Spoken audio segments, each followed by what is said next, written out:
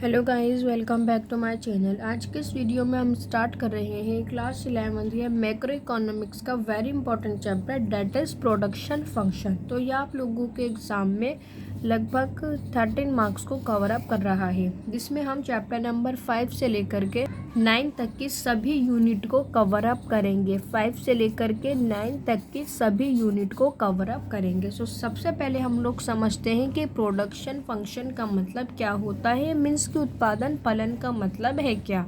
सो हम लोग इसे बहुत ध्यान से कवर अप करने की कोशिश करेंगे, क्योंकि आप लोगों के एग्ज़ाम के पॉइंट ऑफ व्यू से काफ़ी इम्पोर्टेंट चैप्टर है। तो सबसे पहले मैं आप लोगों को समझाऊंगी कि प्रोडक्शन फंक्शन का मतलब, उत्पादन फलन का मतलब है क्या। सो हम इसे विथ थ्योरिकल भी समझेंगे, ताकि हम लोग एग्ज़ाम में से थ्योरिकल भी रिप्रेजेंट कर पाएँ। इसने यहाँ पर डेफिनेशन में लिखा हुआ है, उत्पादन फलन एक फार्म के आयातों व निर्यातों के बीच संबंध होता है। सबसे पहले जब हम इनपुट को जब आउटपुट में कन्वर्ट करते हैं, आप लोगों को याद रखना है, जब हम आयात और निर्यात के बीच को संबंध दिखाते हैं, मीन्स कि हम लोग इनपुट को जब आउटपुट में कन्वर्ट करते हैं तो वो उत्पादन कहलाता है, प्रोडक्शन कहलाता है। लाइक गन्ना हो गया। अब गन्ना मेरे लिए क्या है, इनपुट है, और उस गन्ने से मैंने शुगर बना दी तो वो आउटपुट हो गया।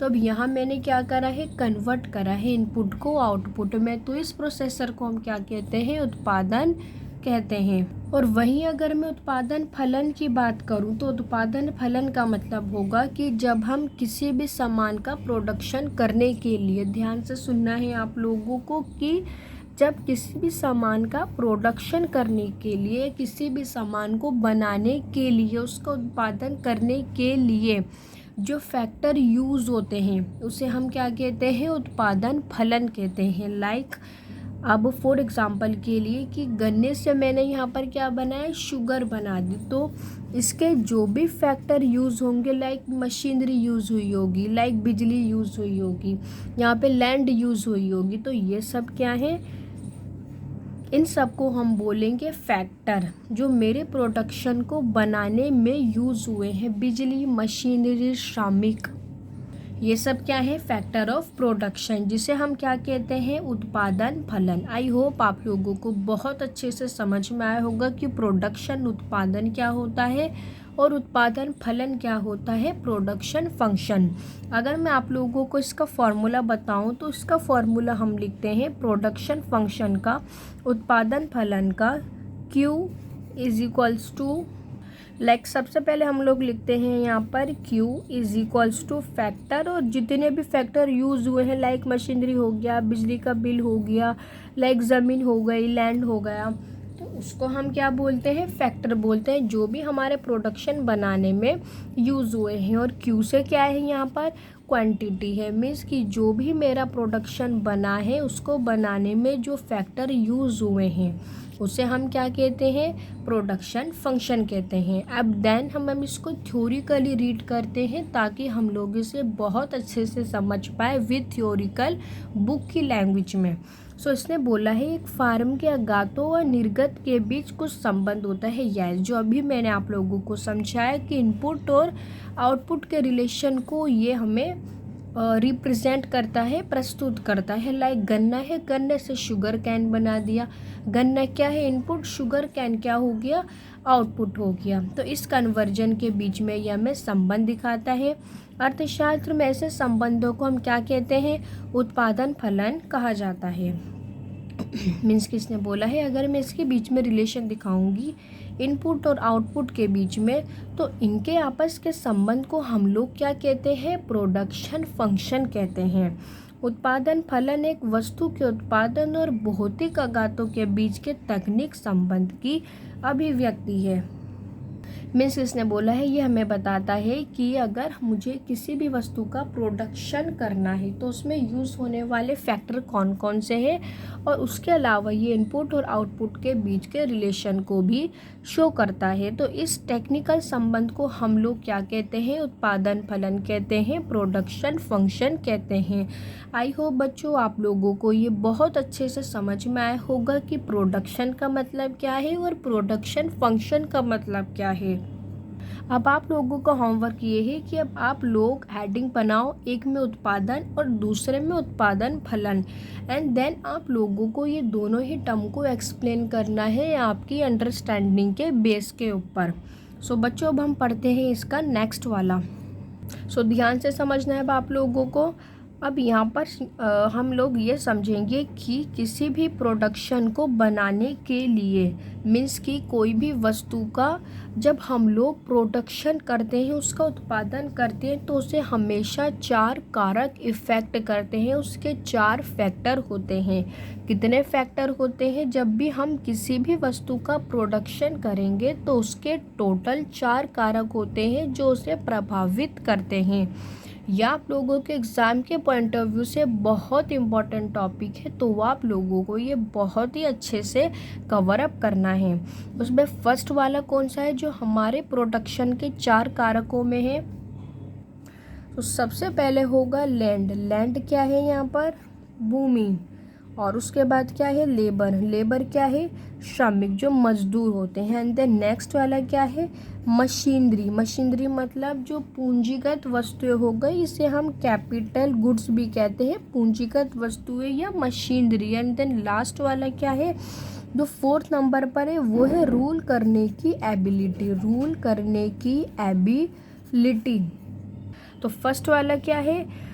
भूमि, श्रमिक, पूंजीगत और क्षमता, काम करने की एबिलिटी। अगर मुझे किसी भी वस्तु का प्रोडक्शन करना है तो पहली बात इसमें क्या होगा कि मेरे पास लैंड होनी चाहिए। लाइक अगर मुझे खेती बाड़ी करवानी है तो उसके लिए मेरे पास ज़मीन होनी चाहिए। अब जब ज़मीन ही नहीं होगी तो ऐसा नहीं हो सकता कि प्रोडक्शन या मेरा उत्पादन हवा में होगा। नो, ऐसा बिल्कुल नहीं होगा। इसके लिए क्या होना चाहिए? लैंड होनी चाहिए, आपके पास भूमि होनी चाहिए। सो आई होप आप लोग इसका फर्स्ट कारक बहुत अच्छे से याद रखोगे कि किसी भी वस्तु को उत्पादित करने के लिए जो पहला कारक होता है वो होता है भूमि। लाइक अगर हम लोग उत्पादन करेंगे, खेती बाड़ी करनी है मुझे, तो उसके लिए मुझे ज़मीन चाहिए। कोई भी प्रोडक्शन हवा में नहीं होगा। अगर मैं दूसरे वाले की बात करूं तो दूसरे वाला क्या है? श्रमिक, मजदूर, जिसे हम लेबर भी बोलते हैं। लाइक अगर मुझे खेती बाड़ी करवानी है तो उसके लिए मेरे पास मजदूर होने चाहिए। 1 मजदूर, 2 मजदूर या 3 मजदूर। अगर मेरे पास काम करने वाली लेबर ही नहीं होगी तो वो काम नहीं होगा। आई होप आप लोगों को बहुत अच्छे से समझ में आ रहे होंगे इसके 2 कारक कौन से होते हैं। पहला जो भी हम लोगों ने स्टडी करा कि मेरे पास उत्पादन करने के लिए भूमि होनी चाहिए, और दूसरा मेरे पास उत्पादन करवाने के लिए क्या होने चाहिए? लेबर होनी चाहिए। मेरे पास मजदूर होनी चाहिए जो मेरे काम को मुझे करके देगा। और तीसरा क्या होना चाहिए? मेरे पास मशीनरी होना चाहिए। मीन्स कि मेरे पास कैपिटल गुड्स होनी चाहिए।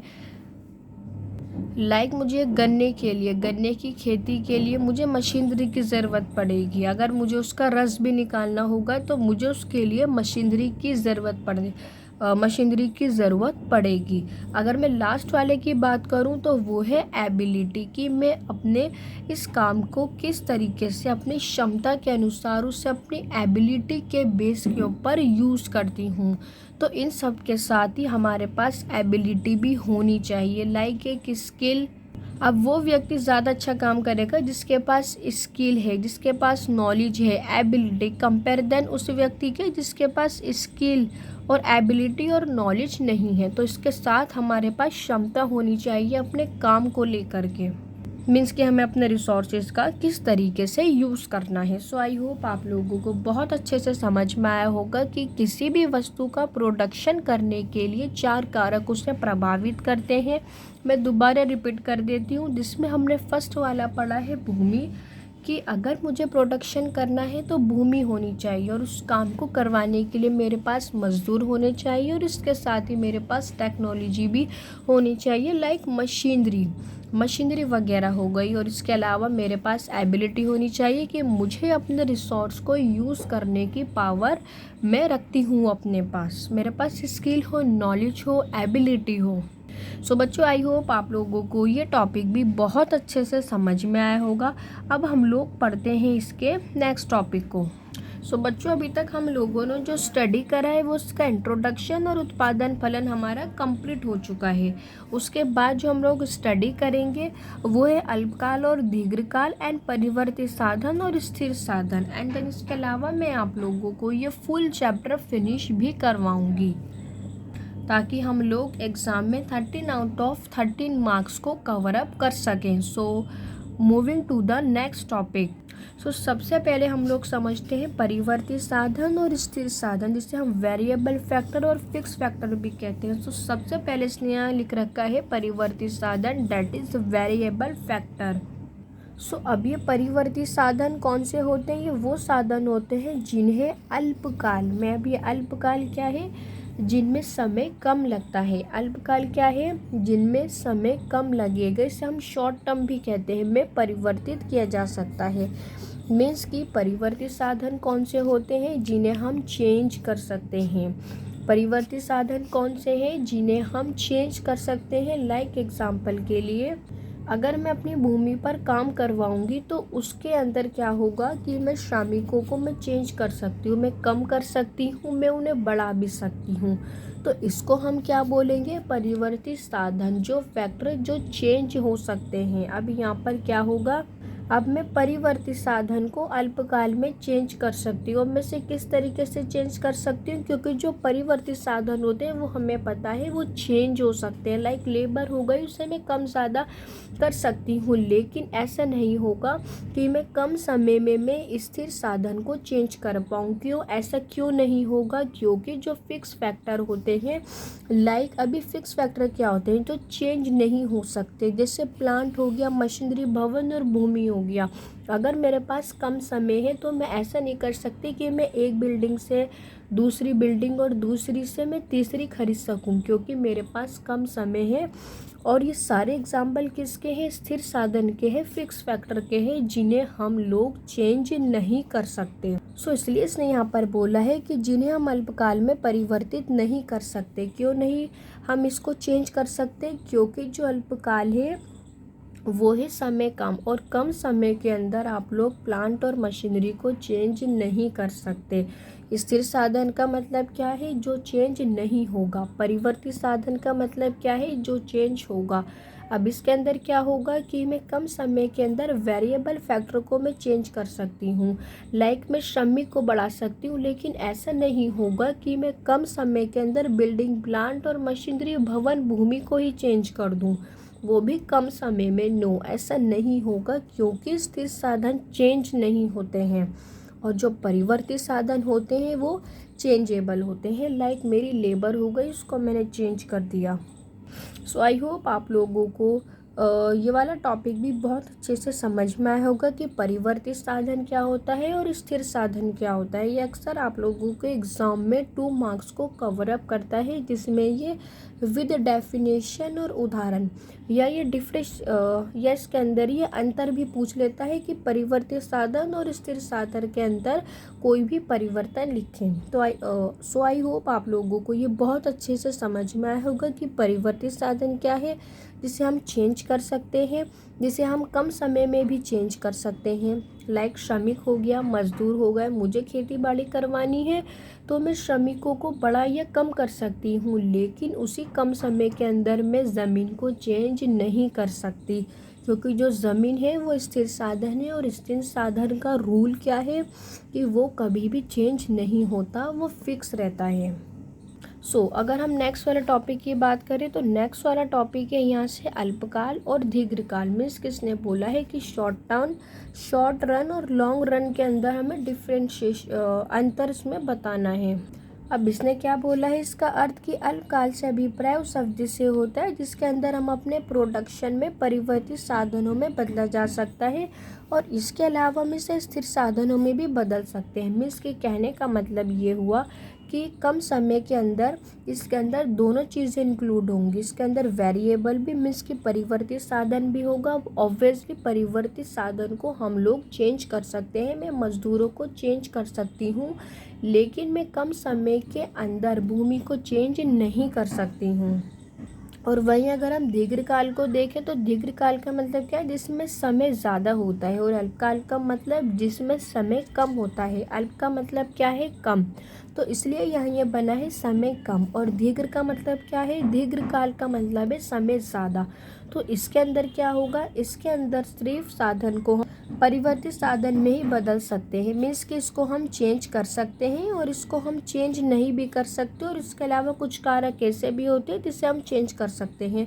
लाइक फॉर एग्जांपल के लिए मुझे खेती बाड़ी करवानी है, तो मैं उसके लिए मज़दूरों को कम या ज़्यादा कर सकती हूँ, जो क्या होंगे, परिवर्तित साधन। सो बेसिकली अब इसके अंदर होगा क्या कि अगर लॉन्ग टर्म है तो जाहिर है इसके अंदर जितने भी कारक होंगे वो वेरिएबल होंगे, वो परिवर्तित साधन होंगे, क्योंकि हमारे पास समय ज़्यादा है और समय ज़्यादा के अंदर हम सभी चीज़ों को चेंज कर सकते हैं। लेकिन इसके अंदर क्या होगा, अल्पकाल के अंदर कि समय कम है, तो इसके अंदर कुछ फैक्टर यहाँ पर परिवर्तित साधन होंगे और कुछ फैक्टर यहाँ पर स्थिर साधन होंगे। अब स्थिर साधन किस तरीके से होंगे, लाइक मुझे कोई भी प्रोडक्शन करवाना है तो उसके लिए ज़मीन होनी चाहिए, तो हम लोग ज़मीन को चेंज नहीं कर सकते, तो वो क्या होगा, स्थिर साधन होगा। और उसके ऊपर जो काम करने वाले मजदूर है, लेबर है, श्रमिक है, वो चेंज हो सकती है। लाइक श्रमिक जो लेबर है वो 1 से 2 हो सकती है, 2 से 3 और 3 से 4 भी हो सकती है। तो वो कारक कौन से हैं, परिवर्तित साधन है। तो अल्पकाल कौन सा होगा, जिसके अंदर परिवर्तित साधन में भी हम चेंज कर सकते हैं और स्थिर साधनों में भी हम इसको बांट सकते हैं। और जबकि दीर्घकाल के अंदर क्या होता है, समय ज़्यादा होता है, तो इसको हम सभी साधनों को परिवर्तित साधन में परिवर्तन कर सकते हैं, चेंज कर सकते हैं, क्योंकि समय ज़्यादा है तो हम लोग यहाँ पर चेंज कर सकते हैं। लाइक श्रमिक, बिजली और ईंधन, लाइक कच्चा माल से रॉ मटेरियल हो गया, मैं रॉ मटेरियल को भी बढ़ा या घटा सकती हूँ। लेबर हो गई, इसको भी मैं घटा या बढ़ा सकती हूँ। सो आई होप आप लोगों को बहुत अच्छे से समझ में आया होगा कि अल्पकाल क्या है और दीर्घकाल क्या है। अगेन ये आप लोगों के एग्जाम में 2 से 3 मार्क्स को कवर अप कर रहा है, जिसमें डिफरेंस पूछता है शॉर्ट रन का और लॉन्ग रन का, मीन्स के अल्पकाल का और दीर्घकाल का। सो आई होप बच्चों आप लोगों को बहुत अच्छे से समझ में आया होगा पार्ट 1 में जो भी मैंने आप लोगों को टॉपिक समझाए हैं। देन इसके बाद हम लोग समझेंगे इसके पार्ट 2 को इसकी नेक्स्ट वाली वीडियो में। सो जब तक के लिए गुड बाय।